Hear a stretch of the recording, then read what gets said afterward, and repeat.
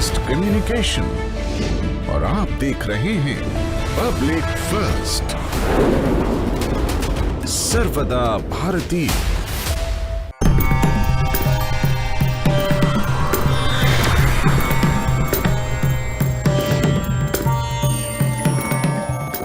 नमस्कार, मैं हूं आशुतोष और आप देख रहे हैं पब्लिक फर्स्ट, सर्वदा भारतीय। श्री गुरु पूर्णिमा महोत्सव पर देश और विदेश में तमाम जगह महोत्सव बन रहे हैं और भारतवर्ष तो वैसे भी विश्व गुरु बनने की राह पर आगे बढ़ चुका है। ऐसे में भारतवर्ष की धरती पर ऐसे कई चमत्कारिक स्थान हैं जहां पर लोगों के श्रद्धा और विश्वास तो जुड़े ही हैं, उसके पीछे एक बड़ी वजह, एक चमत्कार भी है जो कि भारतवर्ष की तमाम धरती पर मौजूद रहता है। ऐसे ही एक चमत्कारिक स्थान पर आज हम आपको लेकर जा रहे हैं जो कि मध्य प्रदेश की राजधानी भोपाल के राजीव गांधी प्रौद्योगिकी विश्वविद्यालय के परिसर में मौजूद है। और इस समय यहाँ भंडारा आप देख रहे हैं। ये तमाम जो श्रद्धालु हैं वो उस अखंड धुनी से जुड़े हुए हैं जो कि यहाँ से करीब 2 दशकों से भी समय से अखंड धुनी यहाँ पर विराजमान है और प्रज्वलित है। उस अखंड धुनी की तरफ हम आपको लेकर जा रहे हैं और साथ ही साथ हम इस अखंड धुनी से जुड़े हुए श्री गुरु जी गजेंद्र श्रीवास्तव जी के भी आपको दर्शन कराएंगे और उनके जरिए समझेंगे कि आखिर ये चमत्कार कैसे होता है और आज गुरु पूर्णिमा के महोत्सव पर कितना महत्वपूर्ण ये अवसर है। तो आज हम आपको लेकर चल रहे हैं। इस समय आप सीधा प्रसारण आप देख रहे हैं और ये वो अखंड धुनी है जिस अखंड धुनी को आप देख रहे हैं। और यहाँ पर मौजूद हैं गुरु जी श्री गजेंद्र श्रीवास्तव जी। ये अखंड धुनी जहाँ पर चिमटा भी विराजित है और इस अखंड धुनी को लगभग 2 दशक का समय होने को आ रहा है जो लगातार ये प्रज्वलित है। ये अपने आप में एक चमत्कार है। निरंतर यहाँ पर अग्नि प्रज्वलित रहती है और इसी अखंड धुनी के चमत्कार से यहाँ पर लाखों जो श्रद्धालु हैं वो अपने कष्टों का निवारण कर चुके हैं। और आज हम श्री गजेंद्र श्रीवास्तव जी के माध्यम से ये समझने की कोशिश करेंगे कि आखिर इस अखंड धुनी का चमत्कार क्या है और किस तरह से ये अखंड धुनी जो है प्रज्वलित है और कैसे लोगों के यहाँ पर दुख दर्द दूर होते हैं। तो हम चर्चा करेंगे। श्री गजेंद्र श्रीवास्तव जी, गुरु जी, सबसे पहले गुरु पूर्णिमा महोत्सव के आपको बहुत बहुत नमस्कार, प्रणाम। प्रणाम। पब्लिक फर्स्ट पर गुरु जी सीधा प्रसारण चल रहा है। हम जानना चाहेंगे इस अखंड धुनी के बारे में और समझना चाहेंगे किस तरह से प्रज्वलित है और कैसे यहाँ पे लोगों के कष्टों का निवारण होता है। ये अखंड धुनी अग्नि देवता यहाँ प्रकट हुए हैं और इसके बाद हम इनको जागृत कर रखे हैं और रोज़ का हवन होता है। यहाँ अग्नि देवता यहाँ विराजमान हैं और अग्नि देवता के समक्ष जो अपनी प्रार्थना करते हैं उनके कष्टों का निवारण हो जाता है। अग्नि देवता की ही कृपा है सब। जी, ये भी समझना चाहेंगे कि ये 20 वर्षों के समय होने को आ रहा है। इतने लंबे समय में काफ़ी दिक्कतें भी आई होंगी। किस तरह से व्यवस्था कर पाते हैं कि लगातार अग्नि प्रज्वलित रहे, अखंड धुनी जलती रहे? यहाँ पर अखंड धुनी अग्नि देवता से मैं प्रार्थना ही किया हूँ कि हे अग्नि देवता यहाँ पर हमेशा रहना। हे अग्निदेव करबद्ध विनय सुन लो, मेरी विनती सुन लो, तब धूने में हर पल रहना। हे अग्निदेव इतना करना, तब धूने की मर्यादा को, मेरी मर्यादा को रखना। हर पल रहना, तपते रहना, मेरे तप को पूरा करना। हे अग्निदेव इस धूनी पर कोई दुख प्रकट करे अपना, तकलीफ़ कहे कोई आकर, कोई कष्ट कहे अपना, उसके हर दर्द मिटा देना, उसके हर कष्ट मिटा देना। हे अग्निदेव इस धूनी पर तपते मन को राहत देना। तिलभर भभूत का चमत्कार है अग्निदेव दिखला देना। बस इतना नम्र निवेदन है। और उस प्रार्थना को सुनकर के अग्निदेवता यहाँ निवास करते हैं। और यहाँ पर परम पूज्य श्री ज्ञान सागर जी महाराज हमारे यहाँ चतुर्मासा निवास कर रहे हैं, जो जैन मुनि हैं। उनका इस बार पंचमासा हो रहा है। वो स्थान भी दिखा देता हूँ गुरु जी जिनका आपने नाम लिया है। ये वो पीछे हमारे कैमरा पर्सन जशवंत जी को कहेंगे कि ये वो स्थान है जहाँ पे हम आपको दिखा रहे हैं, जहाँ पे अभी गुरु जी ने बताया कि किस तरह से यहाँ पर जैन मुनि का भी स्थान है यहाँ पर। और उनके आप देख सकते हैं कि जिस तरह से जैन मुनि यहाँ पर मोर पंख का अपना आसन रखते हैं। ये तमाम व्यवस्था यहाँ पे की गई है। चमत्कारिक स्थान है। कुछ हो सकता है कि जब गुरुजी आपको बता रहे हैं तो कुछ लोगों के लिए बड़े रहस्य और चमत्कार के विषय हैं, लेकिन निश्चित तौर पर कहा जा सकता है कि ये चमत्कार जो हैं इस धुनी से जुड़े हुए हैं और इस धुनी के जरिए ही यहाँ पे तमाम जो लोग हैं आप देखते हैं किस तरह यहाँ पर हवन करते हैं और अपने तमाम जो कष्टों का यहाँ पर निवारण होता जाता है। जी गुरुजी, आप बता रहे थे कि इस स्थान के बारे में।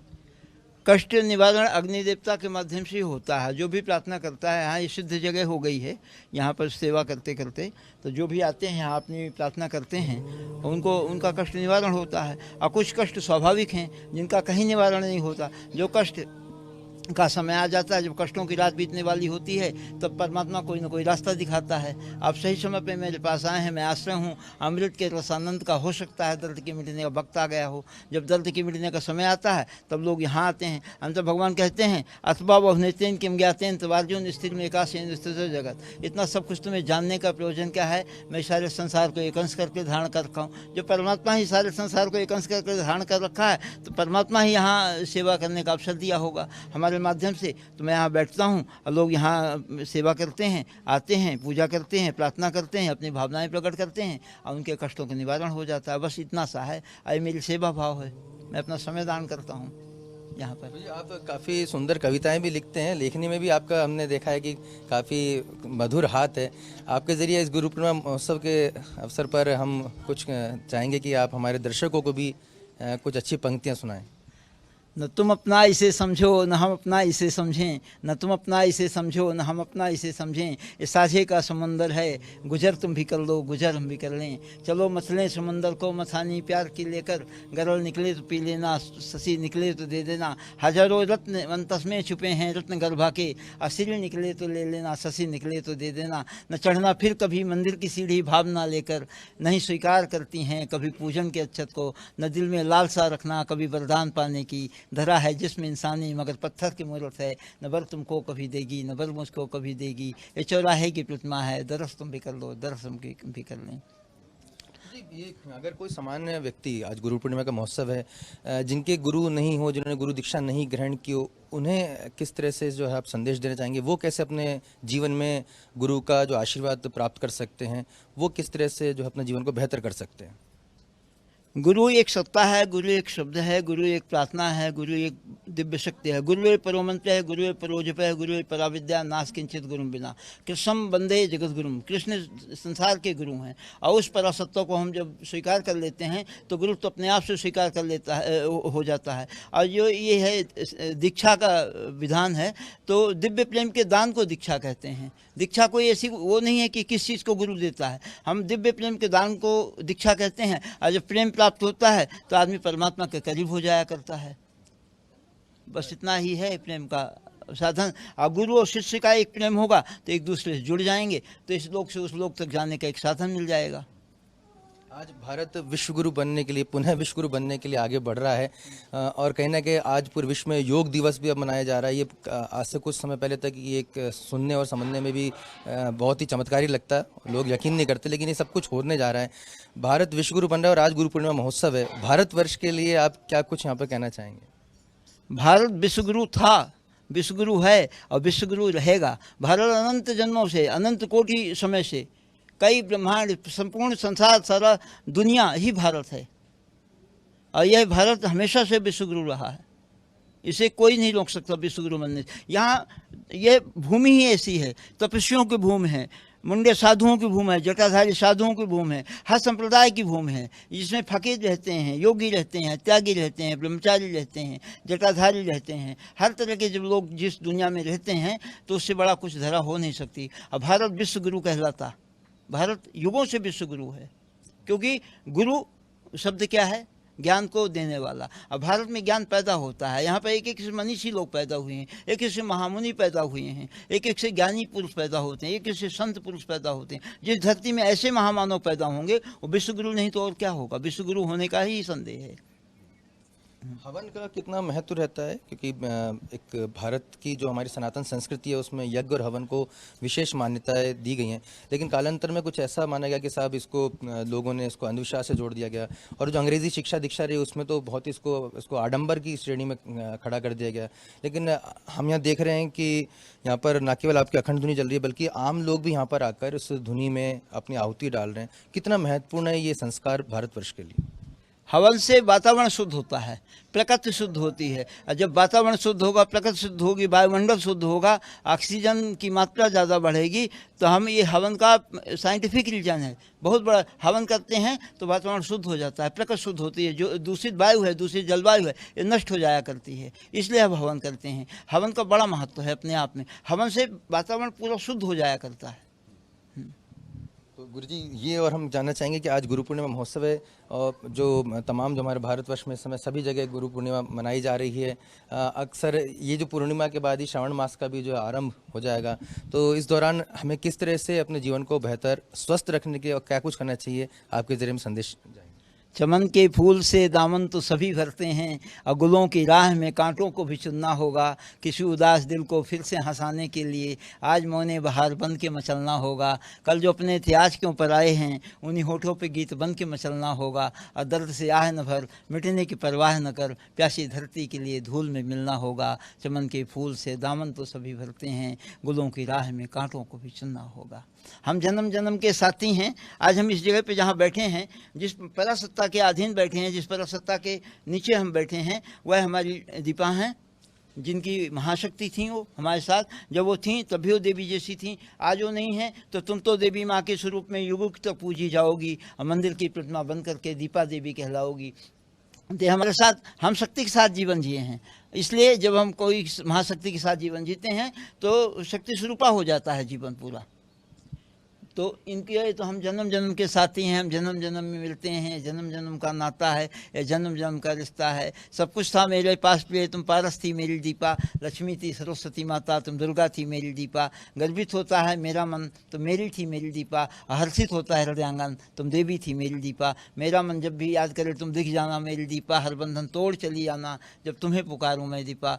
दीपा दीपा दीपा दीपा मेरी दीपा मेरी दीपा, हर सांस सांस हर धड़कन में तुम प्राणों में रहना दीपा। ममता की छांव तले रखना, साया बनकर रहना दीपा। दिव्यांश न हो दिख भ्रमित कहीं, दिव्य दुआ देना दीपा। अंतिम प्रणाम मेरा सुन लो, धड़कन तुम मेरी दीपा। मेरे उर में मेरे दिल में तुम बास करो मेरी दीपा, मेरे उर में मेरे दिल में। इन्हीं की शक्ति है। देवी माँ की पहले अग्नि देवता की सेवा करती थी, आज हम करते हैं। ये ऊपर विराजमान हैं, हम यहाँ बैठते हैं, हम दोनों इसी काम से आए हैं। संतय स्वयं परिहिते भीता भी होगा। बस आज यही संदेश हमारा है, सुन लो दुनिया वालों। बस आज यही संदेश हमारा है, सुन लो दुनिया वालों। हम तो फकीर हैं, बंजारे हैं, राही हैं दुनिया वालों। हम 100 बार मरेंगे फिर भी अमर रहेंगे दुनिया में। अदेह मरेगी नहीं आत्मा, कभी मरेगी यह मेरी, कभी मरेगी यह मेरी। ये हवाला आई उड़ाकर कुछ पलों को पास तेरे, कौन समझे कौन जाने नियत के अनजान फेरे। 2 घड़ी हंस लो हंसा लो, गीत सा ही मन बना लो। प्यार से प्यारे हम तो ठहरे यार बन जा रहे, हम तो ठहरे यार। आजकल के दौर में पर्ची भी निकाल के लोग जो है भविष्य बता रहे हैं, और भारत में अलग अलग तरह से चमत्कार भी यहाँ पर होते रहे हैं। कुछ लोग इसमें प्रश्न भी उठाते हैं, कुछ दूसरे तर्क भी देते हैं। क्या भारतवर्ष में इस तरह के चमत्कार को क्या तर्कों पर कसा जा सकता है, या फिर ये एक ऐसी विद्या जो परा विद्या जो समझा नहीं जा सकता, या फिर ये ऐसे जादूगरी के हैं, इसमें कुछ भी सही नहीं है? क्या आप इस विषय में कहना चाहेंगे? यह विद्या है, या किसी तरह की विद्या हो सकती है। भारतवर्ष में किसी तरह की साधना से किसी तरह की भी सिद्धि प्राप्त हो सकती है। सब कुछ परमात्मा की देन है। किसके माध्यम से कौन सी शक्ति किसके ऊपर दे दे और किसके माध्यम से क्या चमत्कार दिखवा दे। जादू लगता को सांप बना देता है, आदमी को औरत बना देता है, आदमी को कबूतर बनाकर पेड़ में बैठा देता है, लेकिन वो सिद्ध पुरुष नहीं होता। लेकिन सिद्ध पुरुष संत होते हैं, महात्मा होते हैं। महात्मा तो साधना करते करते जमीन से ऊपर उठ जाया करते हैं, वो साधना है। और पर्ची निकाल देना ये कोई भी महात्मा निकाल देगा जो महापुरुष हो, क्योंकि महात्मा दिव्य दृष्टि ज्ञाता होते हैं। और जब किसी के पास दिव्य दृष्टि प्राप्त हो जाया करती है तो कोई भी चीज़ देख सकती है, अंदर की चीज़ें देख सकते हैं, बाहर की चीज़ें देख सकते हैं। जैसे वैद्य हुआ करते थे पहले, नाड़ी को पढ़ करके ये देख देते थे तुम्हें मर्ज क्या है, तुम क्या खा के आए हो। इसी तरह जो साधक हैं ये सब बता देते हैं कि क्या सामने वाले क्या है। चमत्कार है, भारत भूमि का प्रताप है। इस भारत भूमि में तो नदियाँ हैं, देवताओं के तुल्य हैं, देवता हैं। पत्थर को भी जहाँ देवता लोग मानते हैं वह भारत भूमि है।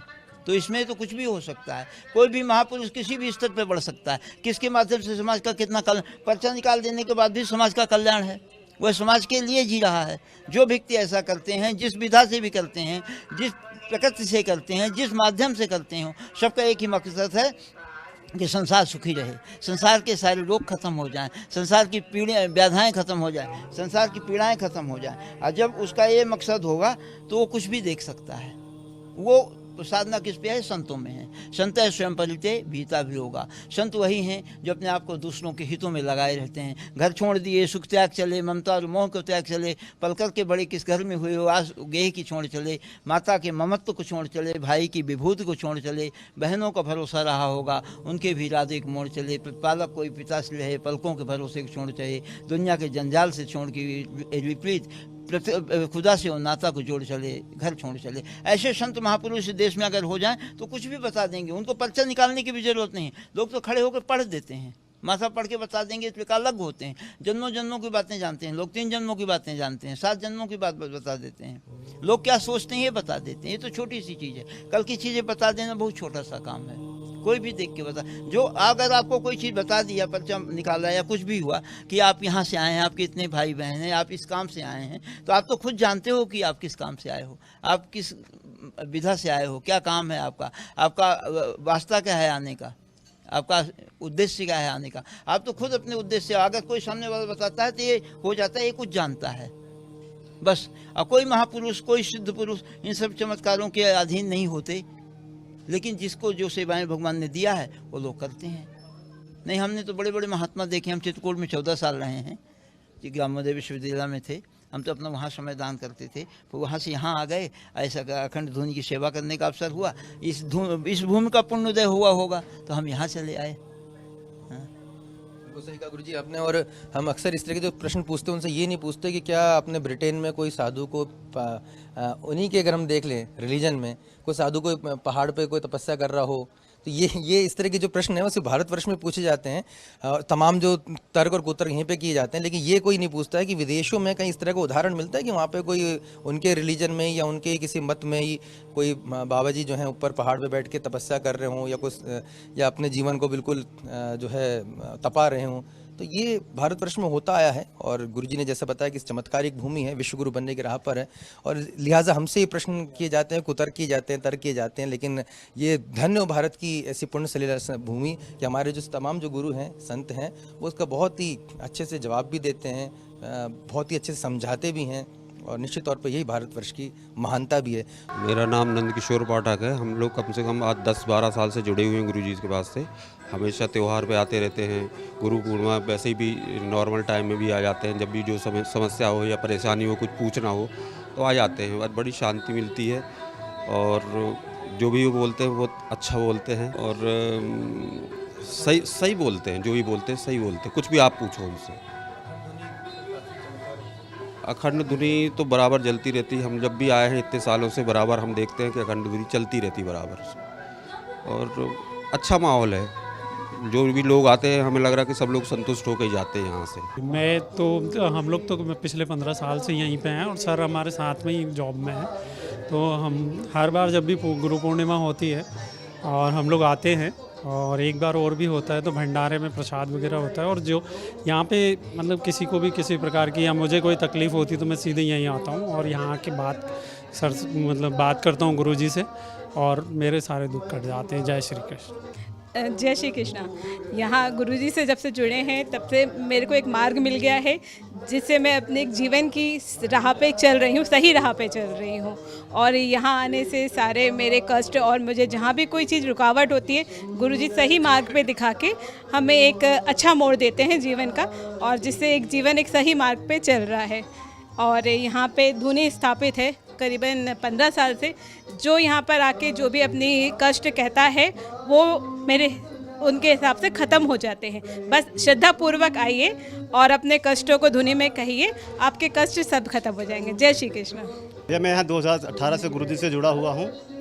यहाँ जो भी तकलीफ़ है, कोई कष्ट हो, आप अपनी श्रद्धापूर्वक आइए, गुरुजी के चरणों में सब समस्या का समाधान हो जाता है। तो आज हमने आपको RGPV कैंपस भोपाल में श्री गजेंद्र श्रीवास्तव जी के अखंड धुनी और उनके चमत्कारिक जो अनुभव के बारे में आपको बताया कि यहाँ पर काफ़ी बड़ी संख्या में लोग यहाँ पर आते हैं, अपने दुखों का निवारण करते हैं। और ऐसे समय में जहाँ तमाम जो आडंबर भी देखने को मिलते हैं, देखिए ये भी एक सच्चाई है कि तमाम आडंबर भी देखने को मिलते हैं, वह हमने यहाँ पर खुद व्यक्तिगत महसूस किया कि यहाँ पर किसी प्रकार का कोई आडंबर नहीं है, किसी प्रकार की कोई बड़ी दान पेटी हमने यहाँ पे नहीं देखी। इतनी देर में हम यहाँ पर हैं कोई दान पेटी यहाँ पर नहीं देखी है, और ये भी अपने आप में एक बड़ा चमत्कार ही है। किसी को अगर श्रद्धा से कुछ चढ़ाना वो अलग बात है, लेकिन यहाँ पर कोई बाध्यता नहीं है, कोई फीस यहाँ पर नहीं लगा रखी है, कोई दान पेटी यहाँ पर नहीं है, या कोई ऐसा कोई चेला हमें नहीं मिला कि हमें बाहर रोका हो कि पहले गुरुजी से मिलना है तो आपको इतने पैसे यहाँ पर देने पड़ेंगे, या कोई कार्यक्रम के नाम पर कोई इस तरह से हमको पैसे मांगते यहाँ पर नहीं मिला। तो ये व्यक्तिगत अनुभव हमने यहाँ पर देखा। ये भी अपने आप निश्चित तौर पर कहा जा सकता है कि यही भारतवर्ष में हर तरह के ही लोग हैं विश्व में। तो आपको ये देखना होगा कि कौन आपके लिए सही है, कौन आपके गलत है। लेकिन निश्चित तौर पर गुरु पूर्णिमा के अवसर पर आपके तमाम जो गुरुदेव हैं, आपके तमाम जो गुरु संत हैं, उनके आशीर्वाद आप सभी को मिले, उनसे प्रेरणा आपको मिले, और भारत पूरे विश्व में एक बार फिर हमारी पताका फहरे, देश हमारा आगे बढ़े। इसी शुभकामना के साथ सनातन फर्स्ट के इस खास एपिसोड में इतना ही। आप देखते रहिए पब्लिक फर्स्ट, सर्वदा भारतीय।